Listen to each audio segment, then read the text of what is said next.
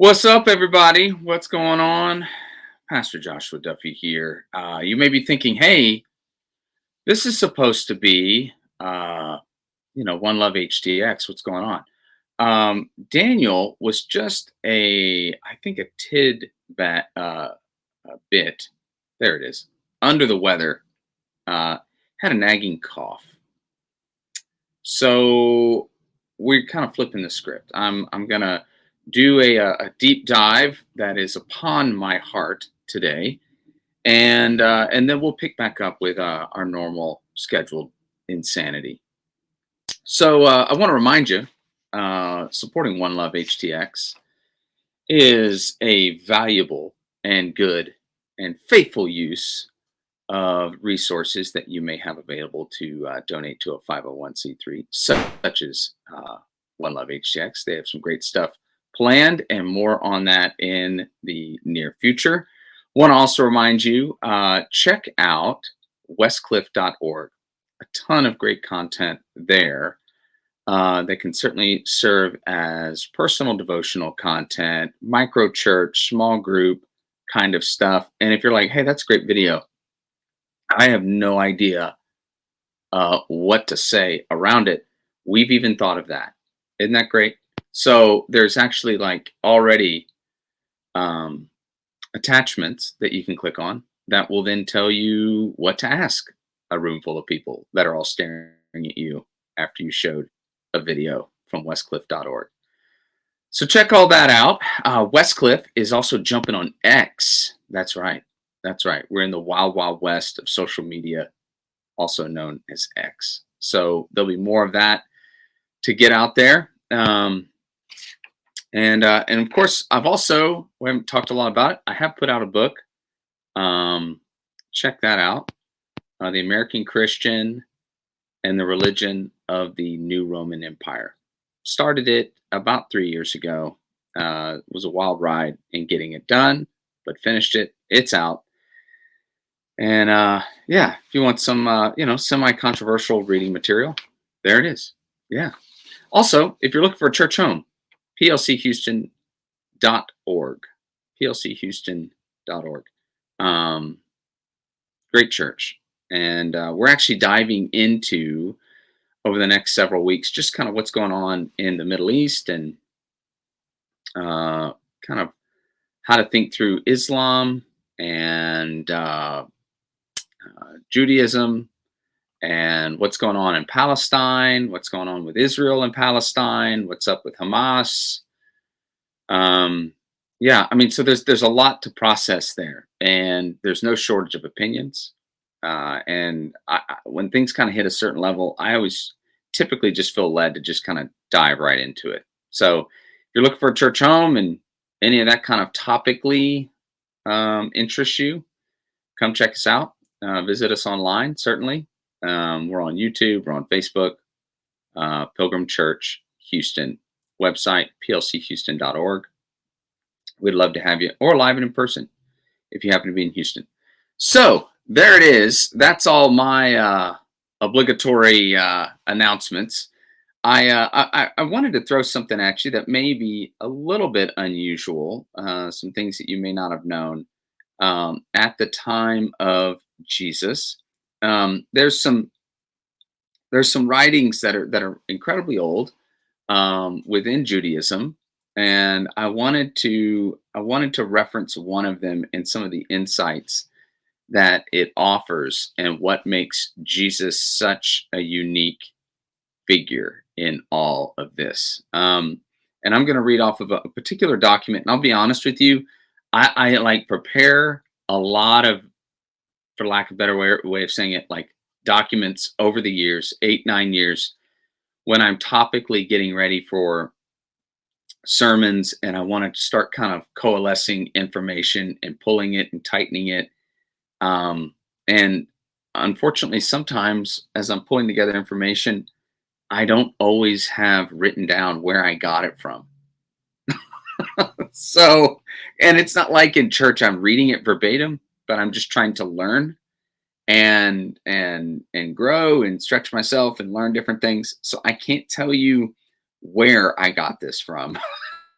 So I'm sorry in advance. But this is a reference to a particular writing entitled Shabbat 31a. I think the full title of it, so to speak, is Tractate Shabbat, page 31a. Okay, or you could cite it as Shabbat 31a, and it says the following. There's a story about a Gentile convert who mockingly approaches Rabbi Shammai, saying, I'll convert to Judaism if you can explain the entire Torah while I stand on one foot. Rabbi Shammai responded by beating him with his ruler, literally a builder's cubit. The story goes on to say that the same guy went to Hillel. Who's Hillel? That's another rabbi, with the same mocking question. Hillel responded, That which is hateful to you, do not do to your fellow. That is the whole Torah. The rest is commentary. Now go and learn. Number one, you may have noticed the difference in the response. Okay, one was like, "Hey, Rabbi Shammai, I'm going to stand on one foot, okay, and explain the whole of the entire Torah to me." And and and Rabbi Shammai's response was basically like, "Oh, that's a nice question. How about I beat you?"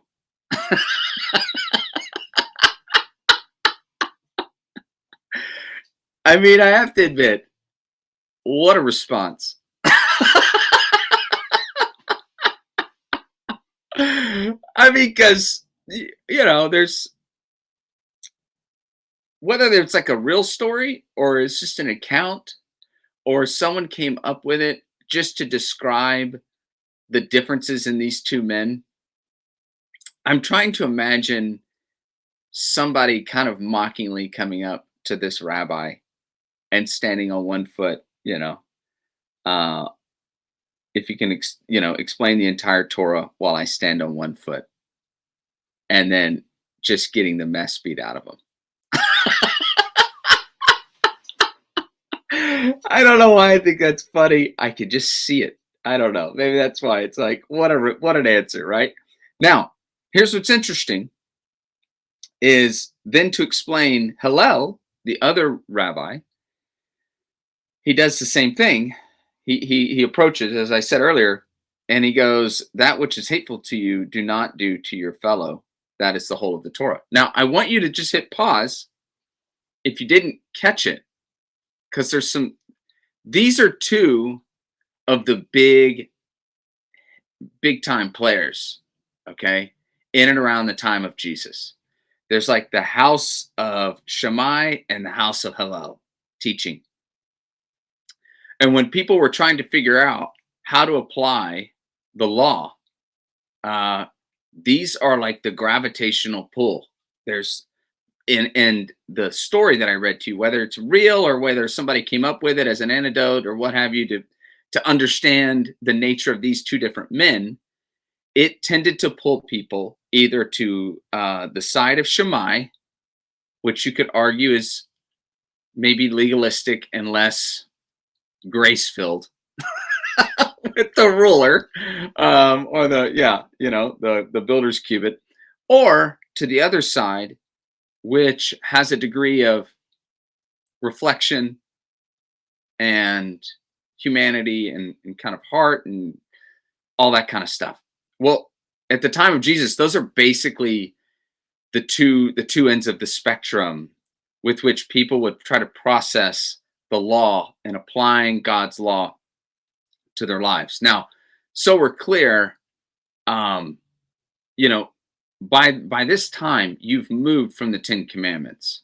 Okay, you've gone from 10 to basically between the oral tradition and the ceremonial laws and everything else. It's up to 613. Okay, and I think it's fair to say that the heart behind the 613 was all dedicated to keeping people from breaking the 10 and being faithful. Now, why would people be so motivated to go to that level, in theory, to not break the 10? Well, at this point in the history, the Jews are living in a police state of the Roman Empire. And prior to that, the northern kingdom was taken over viciously by the Assyrians. That's 10 of the tribes, considered the 10 lost tribes. And then the two southern tribes, tribe of Benjamin and Judah, they would be taken over by Babylon in the way that we would conceptualize as Christians within the Old Testament. So these are these horrific experiences, and people are wanting to be in a better place with God, honor God, see God, rescue and deliver them, and do what God had done before through David, do what God had done before with Moses.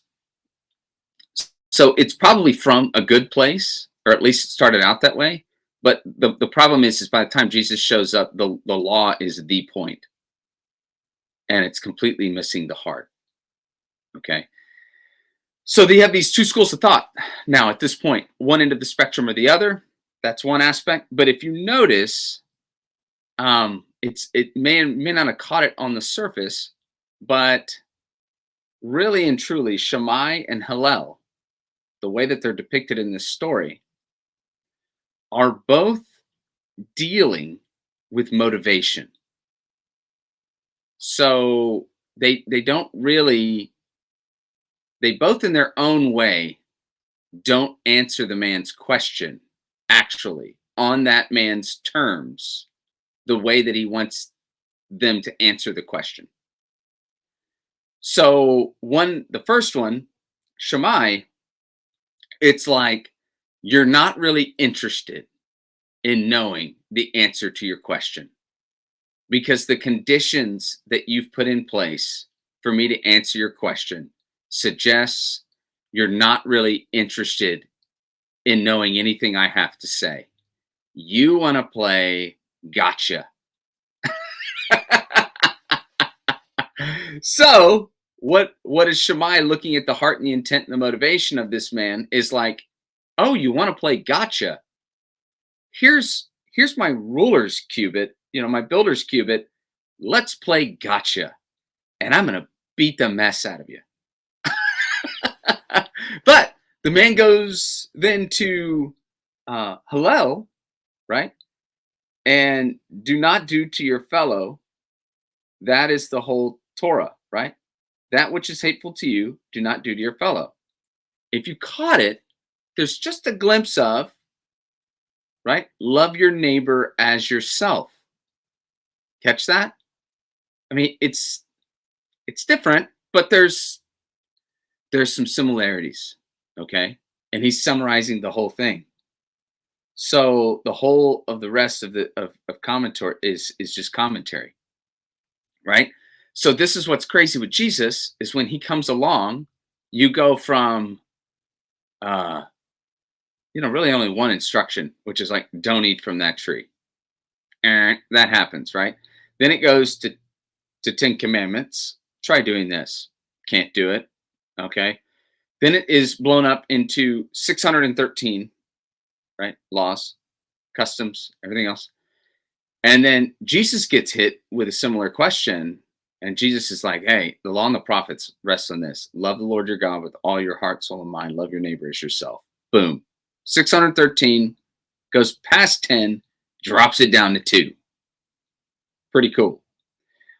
So I want to give you that backdrop of what's happening, because I think it starts to make a lot of sense regarding the incredible talk, the greatest sermon ever that Jesus gave. Okay, and I'm going to read some of that out of the scriptures here.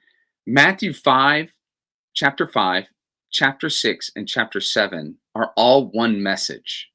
Okay.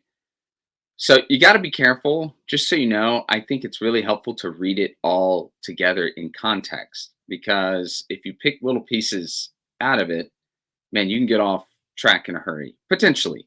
And it's good to know that that's all actually one sermon, is those 3 chapters. Okay, it's helpful. But what I want you to catch, if you can imagine, Jesus is speaking to a crowd that is on all ends of the spectrum, Shammai and Hillel. Okay. The super harsh, legalistic, draw the line, don't waste my time, zealous for it. Then you have the other end that may be more reflective in heart and, you know, treat someone as you'd want to be treated side of it. And there's that. Then there's probably or potentially people of other backgrounds, right? They could be Greeks or what have you, that they've just heard about this guy and they got to see it. They got to hear him for themselves. Um, and they don't know where they're at on it, right? Other people who may have had a history in their faith and have walked away from it, and they're tax collectors, sinners, who knows, right? Compromised. So you have all of that, probably even at a distance, teachers of the law who want to maybe catch Jesus and saying something he shouldn't. But all of that being put into place is fascinating because it sets the stage for this talk that Jesus would give. And I'm only going to read, let's see here, just a portion of it, because it really starts to set up, just the degree of like Jesus's heart. And I want to point out to you kind of the interesting conflict that I think he sets up for all that were listening. Okay. Here's chapter 5. Now, when he saw the crowds, he went up to the mountainside and sat down. His disciples came to him, and he began to teach them, saying, Blessed are the poor in spirit, for theirs is the kingdom of heaven. Blessed are those who mourn, for they will be comforted. Blessed are the meek, for they will inherit the earth. Blessed are those who hunger and thirst for righteousness, for they will be filled. Blessed are the merciful, for they will be shown mercy. Blessed are the pure in heart, for they will see God. Blessed are the peacemakers, for they will be called sons of God. Blessed are those who are persecuted because of righteousness, for theirs is the kingdom of heaven. Blessed are you when people insult you, persecute you, and falsely say all kinds of evil against you because of me. Rejoice and be glad, because great is your reward in heaven, for in the same way they persecuted the prophets who were before you. You are the salt of the earth, but if the salt loses its saltiness, how can it be made salty again? It is no longer good for anything except to be thrown out and trampled by men. You are the light of the world. A city on a hill cannot be hidden. Neither do people light a lamp and put it under a bowl. Instead, they put it on a stand, and it gives light to everyone in the house. In the same way, let your light shine before men, that they may see your good deeds and praise your Father in heaven. Do not think that I have come to abolish the law or the prophets. I have not come to abolish them, but to fulfill them.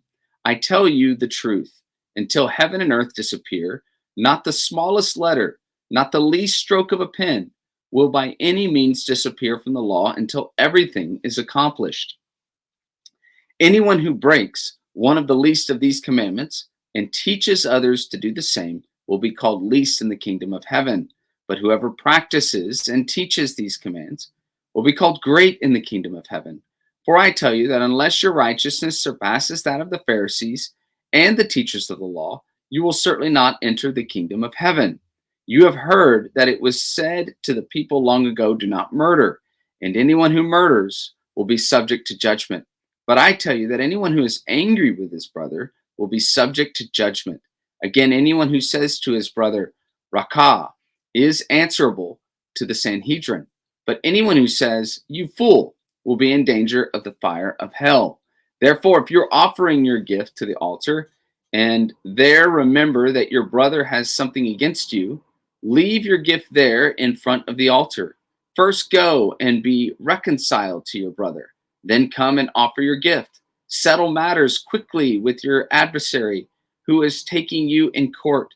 Do it while you are still with him on the way, or he may hand you over to the judge, and the judge may hand you over to the officer, and you may be thrown into prison. I tell you the truth, you will not get out until you have paid the last penny. You have heard that it was said, do not commit adultery, but I tell you that anyone who looks at a woman lustfully has committed adultery with her in his heart.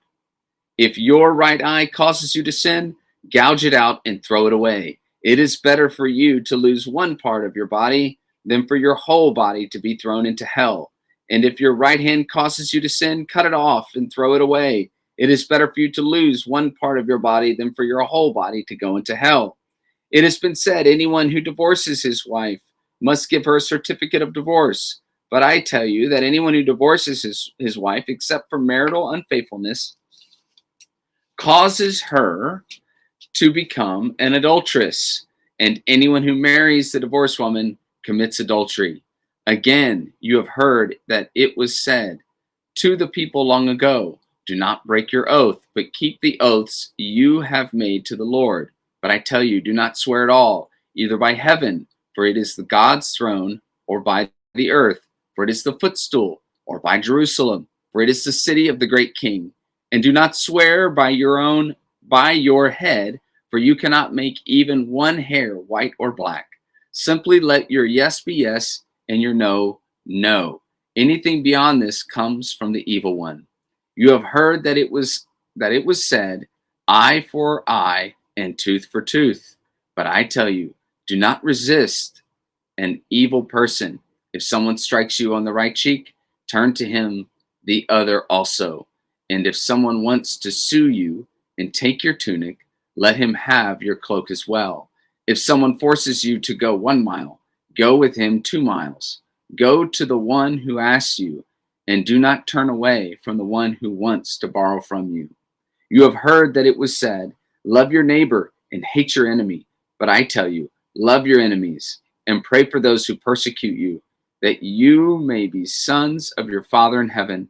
He causes his sun to rise on the evil and the good, and sends rain on the righteous and the unrighteous. If you love those who love you, what reward will you get? And not even the tax collectors doing that?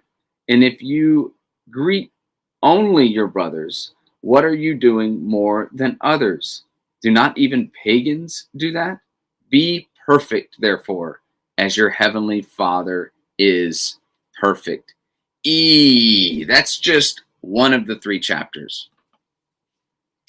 One of the 3 chapters. So this is the reality of what Jesus is doing. And to me, this is what sums up, my opinion, Jesus' ministry. So much of his ministry is simply creating a tension, because now that you know about Hillel and Shammai, and you have both ends of the spectrum there, if you notice, the beginning of this message is so profoundly compassionate. And the words are just, blessed are the merciful, for they will be shown mercy, right? The pure in heart, for they will see God. I mean, it's just beautiful, kind, compassionate words, right? And then what Jesus is doing as he keeps going is he starts pointing out, taking things to another level. And he wants people to get a sense of the true righteousness of God and a righteous standard of God, which is not just the do's and the don'ts, but it's actually introducing the highest possible standard of motivation. Now, ironically, the story about Shammai and Hillel, to some degree, is motivated in their response, you could argue, as I said earlier, is, kind of measuring what is the motivation of this person bringing this silly question to me. And they responded in kind in 2 different respects.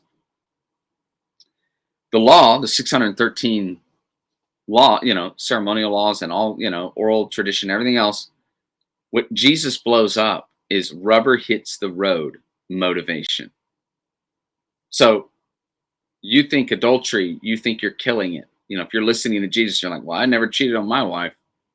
I never cheated on my spouse, my husband, And all of a sudden, he's like, yeah, but here's the deal, guys. You know how this works? If you just look at a woman lustfully, well, that's a whole new thing. He's systematically removing the boxes of making loving God and following God simply about out outward display, checking the boxes of what it looks like. Am I saying obedience isn't important? It absolutely is important. But that alone is not the full standard of righteousness. And Jesus wants everyone to feel that actually introducing heart and motive, right? There's the connection to the Hillel Shammai story, is way deeper and adds a whole nother level of complexity in simply the weight that they're now all feeling. You know, if you're listening to this, Jesus makes everything from 613 laws down to two: love God and love your neighbor. But once Jesus introduces heart and motive, it becomes infinitely more difficult than anything you would have known prior to Jesus's ministry. And it was already really hard.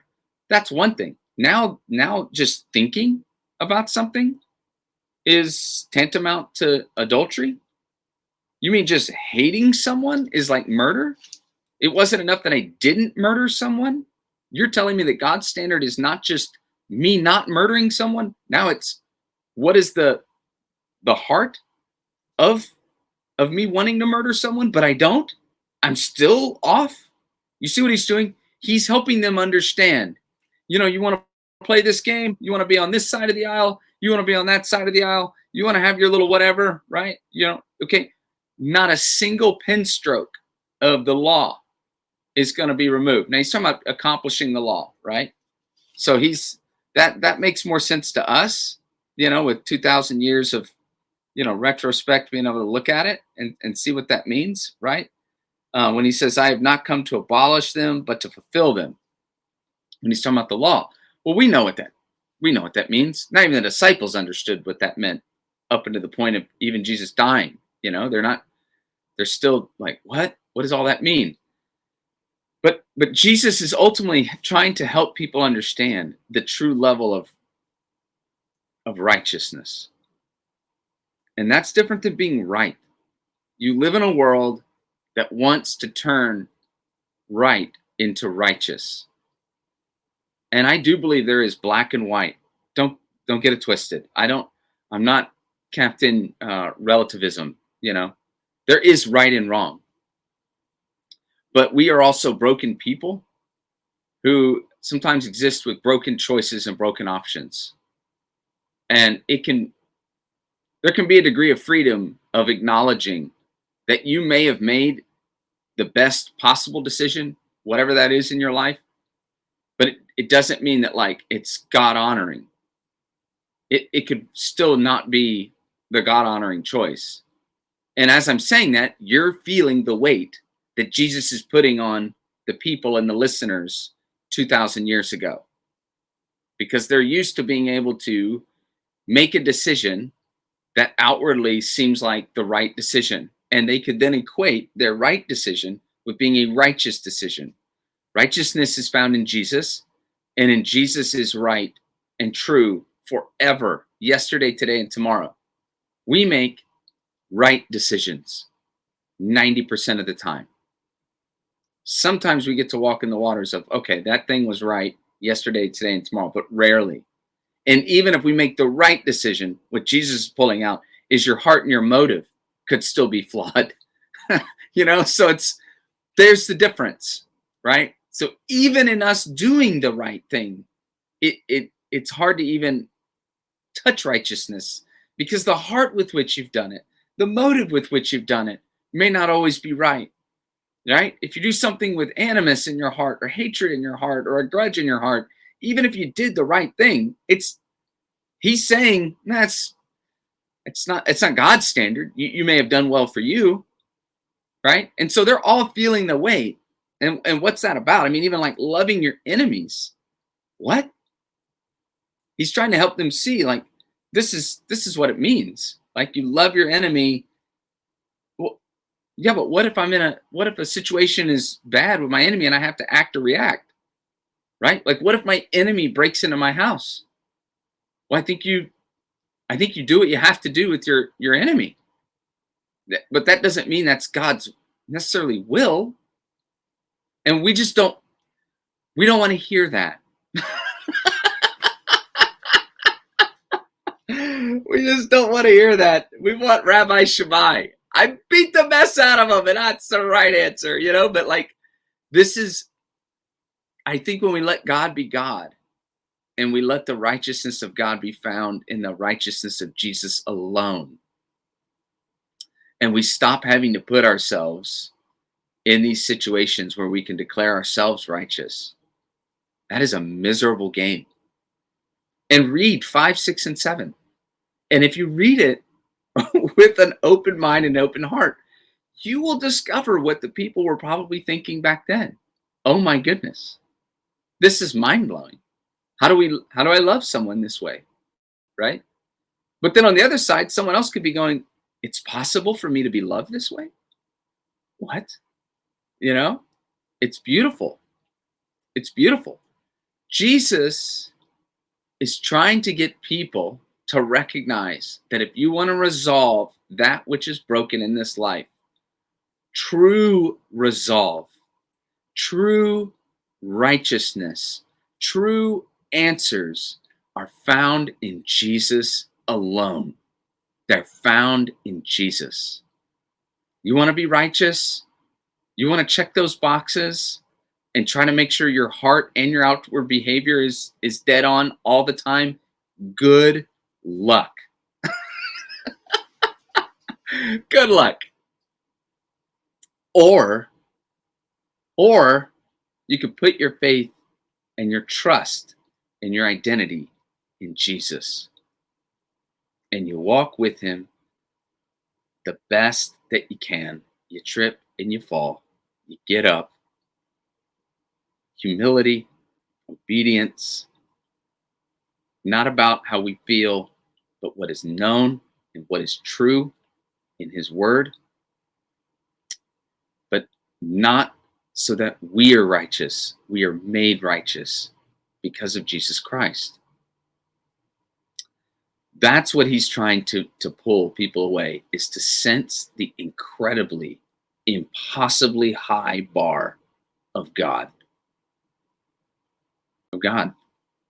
Because even the Pharisees and the teachers of the law were good up to a point, right? Like, you got to be at, he just told everybody, like, you got to be at their level. And then he expands upon their level, which is even now their thoughts. So he, in effect, nukes everybody. But it's not to be cruel. It's about finding resolve in Jesus. Jesus alone. Faith alone in Jesus. Beautiful gift of God. Grace and mercy given to each and every one of us, found in Jesus. The author and perfecter of your faith. Powerful work of God, pursuing you and loving you to the ends of the earth. That's what it's about. That's what it's about. So as you walk in the mess of your life, whatever that looks like, there is what's true in his word. There is a humble obedience to his word. And we live in broken options many, many times. In a simple faith and trust in him, resolve in our identity and our purpose and our meaning for walking in this life is because of him. And we are free from having to try to be righteous in and of ourselves. And we can truly be present and enjoy the beauty and the good, the bad, and the ugly even. We can traverse that in simple childlike faith because Jesus is with us. Jesus is righteous. And we get to share in that because of him and by him alone. Defeated sin, death, and Satan. Loves you guys so much. Don't ever forget that. Let's pray. Jesus, we just thank you so much for your grace, your mercy, and your kindness. It's new every single day. Resolve, purpose, identity, righteousness. It's all about you. We thank and praise you for your word. We thank and praise you for your insights just in Matthew chapter 5 alone. And just continue to be with each and every one of us that hear your voice. May we never forget that there's always hope in you. There's always a new life in you. There's always redemption and reconciliation in you. We love you so much, Lord. It's in your beautiful name. Amen. Love you guys, and we will be back at it next week. Bye.